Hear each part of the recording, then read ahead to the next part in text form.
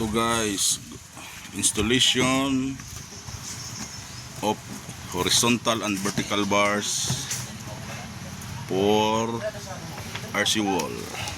Talagang tibay nito para di makalabas yung radiation. Sa taas lalagay yung I-beam.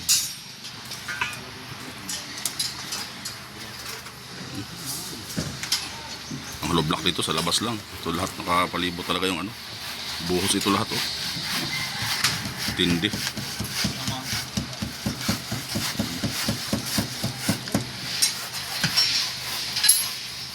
Pasok na. Pasa na nga. Ito yung malulupit ng Stillman.